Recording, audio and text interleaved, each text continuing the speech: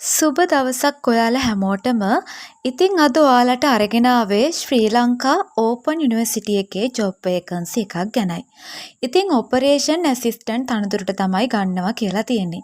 ඒ කියන්නේ මෙහෙයුම් සහකාර කියන තනතුරටයි. ඒ වගේම මේ තනතුරට බඳවාගන්නේ කොන්ත්‍රාත් පදනම් මත කියලා තමයි කියලා තියෙන්නේ. ඉතින් අපි ඊළඟට බලමු මේකට ඉල්ලන ක්වොලිෆිකේෂන්ස් මොනවද, ක්ලෝසින් ඩේට් කවද්ද, ඇප්ලයි කරන්නේ කොහොමද කියලා. ඉතින් ඒ වගේම වීඩියෝ එකට යන්න කලින් මතක් කරන්න ඕනි දෙයක් තමයි ඔයා තාමත් මේ වීඩියෝ එක බලන්නේ සබ්ස්ක්‍රයිබ් කරලා නැතුවම නම් ඉතින් ඉක්මනට සබ්ස්ක්‍රයිබ් කරලා ඉන්න.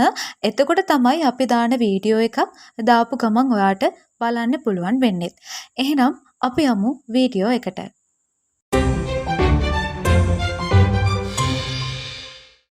ඉතින් මේ තනතුරට ඉල්ලන සුදුසුකම් විදියට කියලා තියෙන්නේ ඔයා සාමාන්‍ය පෙළ විභාගයේදී එකවර විෂයන් 6කින් සමත් වී තිබීම හෝ NVQ දෙවනි මට්ටමේ හෝ එහෙමත් නැත්නම් ඊට සමාන සුදුසුකමක් තියෙන්න ඕනි කියලයි.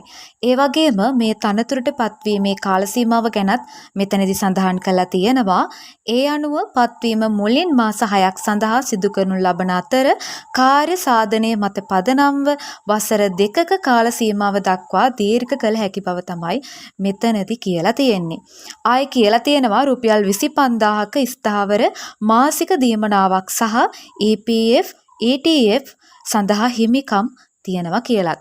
ඉතින් ඔයාට කලින් කියපු සුදුසුකම් තියෙනවා නම් ඔයාගේ CV එක මෙන්න මේ ඊමේල් එකට මැයි 15ට කලින් යවන්න තමයි තියෙන්නේ. ඒ වගේම ආයේ කියලා තියෙනවා ශ්‍රී ලංකා විවෘත විශ්වවිද්‍යාලයේ තීරණය අවසාන තීරණය වන බවත් කලින් කියපු ක්ලෝසින් ඩේට් එකකින් පසුව එවන අයදුම්පත් සලකා බලන්නේ නැහැ කියලා තමයි මෙතනදී සඳහන් කරලා තියෙන්නේ. ඉතින් මේකෙදි අවසාන වශයෙන් කියලා තියෙන්නේ සුදුසුකම්ලත් කෙටි ලැයිස්තුගත අපේක්ෂකයන් පමණක් සම්මුඛ පරීක්ෂණය සඳහා කැඳවනු ලබන බවයි. ඉතින් මේ වගේ රජයේ ජොබ්ස් ගැන වගේම ප්‍රයිවට් සෙක්ෂන් එකේ ජොබ් ගැනත් අපි මේ නාලිකාව හරහා ඔයාලට අරගෙන එනවා. ඉතින් ඔයා තාමත් අපව සබ්ස්ක්‍රයිබ් කරලා නැත්නම් සබ්ස්ක්‍රයිබ් කරලා තියාගන්න. මතක ඇතුව නොටිෆිකේෂන් බෙල් එකත් ක්ලික් කරලම තියාගන්න. ඒ වගේම මේක තවත් කෙනෙකුට දැනගන්නත් ෂෙයා කරන්න.